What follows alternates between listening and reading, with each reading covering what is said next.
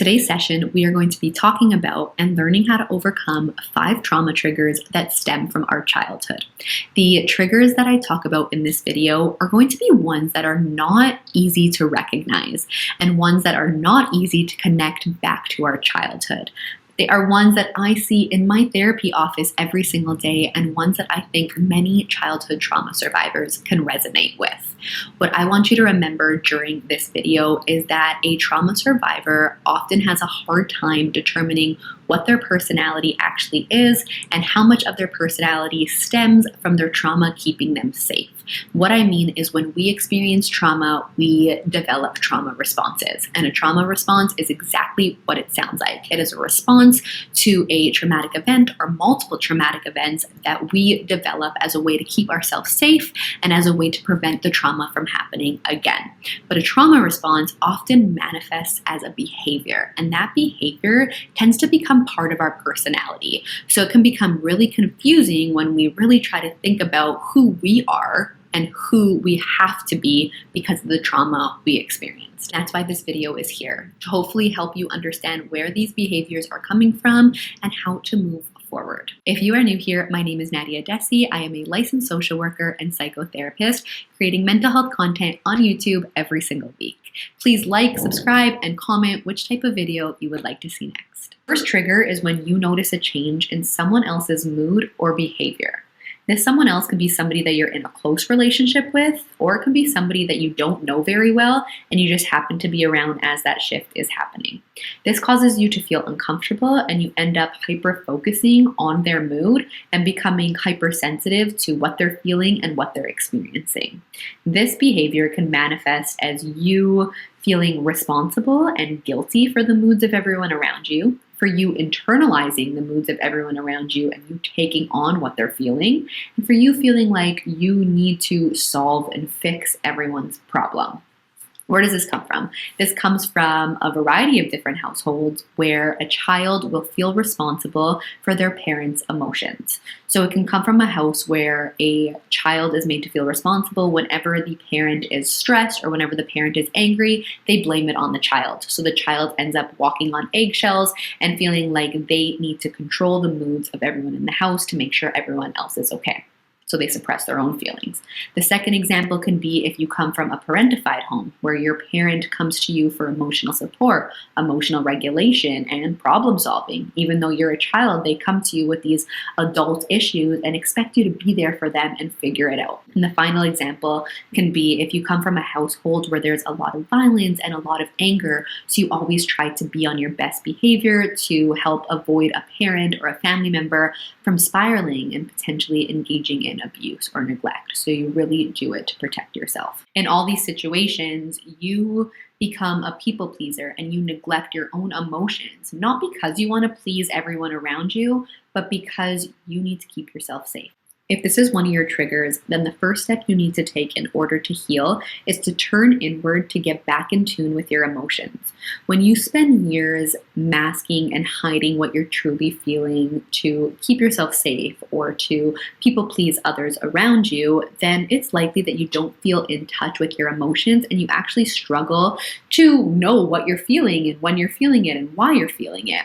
So what I want you to do is to really get back into your body, get back into your mind, and try to identify different feelings. And this is going to start small. This is going to start when you have extreme moments happen where extreme feelings come out. So when you feel extremely happy or extremely angry or extremely excited, I want you to jot where you feel those in your body and what you're feeling in your notepad until you have about 5 to 10 emotions. That way, when you are in high stress situations where you almost feel numb or you feel like you're internalizing other people's emotions instead of experiencing your own, you can pull out that list and you can figure out where you feel it in your body if it's not coming to your mind. Your body is always going to speak with you, and somatic work is really important when we experience childhood trauma. That's where I would start. And then I would start setting boundaries with other people, letting them know that you are there to be a listening ear, but you don't have all the solutions and you can't fix everything. That comes second, and that can be in another video. The second trigger is when somebody doesn't believe you or they brush off what you're doing or how you're feeling as no big deal. This trigger typically stems from coming from a household where there was emotional invalidation in our childhood. So you have parents who weren't there to support you and provide you with that reassurance and validation when you were experiencing emotions that were hard for you, such as stress or sadness or anger. Instead, they would invalidate those emotions, tell you that they weren't real or that you were attention seeking, and to just get over it. Another example of where this can come from is when somebody tries to speak up about the abuse or neglect or mistreatment that they experienced, and the people that they are speaking to don't believe them or invalidate them and tell them that they're exaggerating or making some of it up or misremembering it. In this situation, the behavior that can develop from a young age is that you feel the need to over-explain and overshare everything just to make sure the other person is actually hearing you and understanding every single thing that you experience so that they believe you and that they don't invalidate you. Another way that this can come up is if you have really strong reactions, even to little things. This could be because when you were younger, the only way you would get a response from a parent or the only way you would get love or affection or attention from a parent is if you had a strong reaction, if you cried a lot, if you screamed, if you were really stressed. So now when small things happen, you feel like in order to get validated, you need to have those big, strong reactions.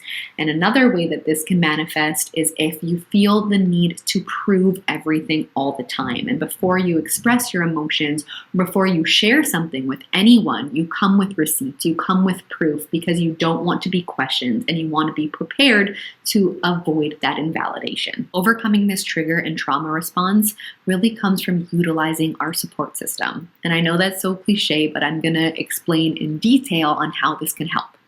I want you to pick one person in your life that you know genuinely cares about you. And I want you to express an emotion that you're feeling with that person. It has to be genuine, and it might be too difficult to start with an emotion like stress or anger or sadness, so you can start with an emotion like happiness or excitement. And I want you to let them know that you're feeling it and why you're feeling it. Super simple, no over-explaining and no oversharing. And I want you to give them the opportunity to respond and validate you without you feeling like you forced them to do so. You're going to continue to do this over and over again, and it's going to show you that the people in your life do believe you, do care about you, and do want to validate and be part of those experiences that you have.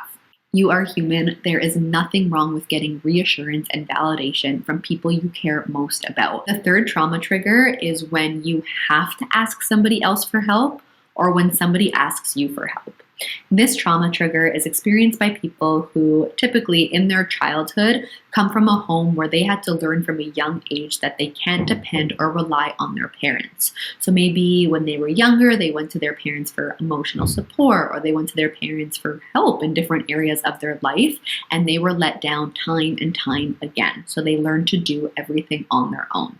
Now, this can manifest as a behavior as being hyper-independent to the point where you don't trust other people, you don't want other people's help, you only depend on yourself, and you feel like you are the only person you have in this life that you can depend on and that you can rely on. This can manifest as behavior where you are hyper-independent to the point where you will not rely or depend on other people because you feel like they will let you down over and over again. And the only person that you can rely and depend on is yourself. So it's really triggering when you have to reach out to somebody else for help because you don't trust them and because you've just been doing it on your own for so long. Can also be triggering when somebody else asks you for help because you were let down so many times that it's not fair that you share the help that you have with other people. If this is a trigger that you experience, you are not going to love what I suggest here, and it's similar to the one that we have before, but you need to learn to depend on other people.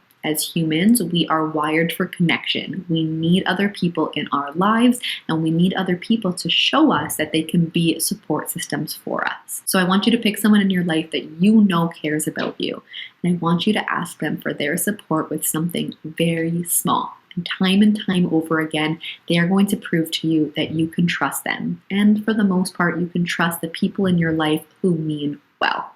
Also, if somebody is asking you for help, your first reaction might be to immediately say no.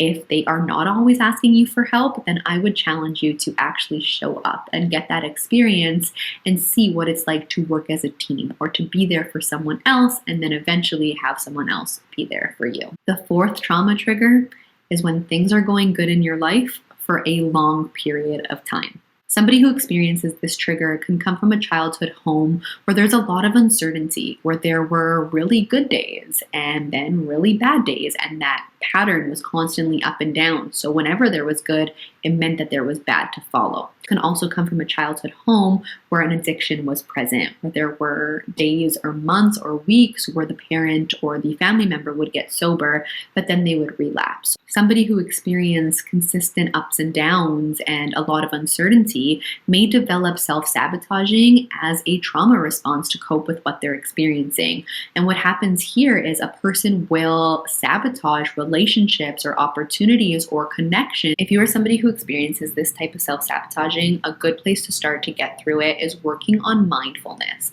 The reason I say this is because when you are used to a lot of ups and downs and a lot of uncertainty while waiting for the shoe to drop, you're never actually enjoying the present moment. Instead, you are catastrophizing and being anxious about what could or might happen instead of enjoying the relationship, enjoying the job, and having fun with it. So I just want you to start small. That's kind of the trend of this video. I want you to pick a mindful activity that you can do every single day, whether it's going in the shower and using your 5 senses to pay attention to what's around, or going for a mindful walk, or practicing mindfulness meditation. These small steps of mindfulness will teach you how to be more mindful in more important things in your life, but it will take time like everything else. Thank you so much for watching today's video. Once again, please leave in the comment section the type of video you would like to see next.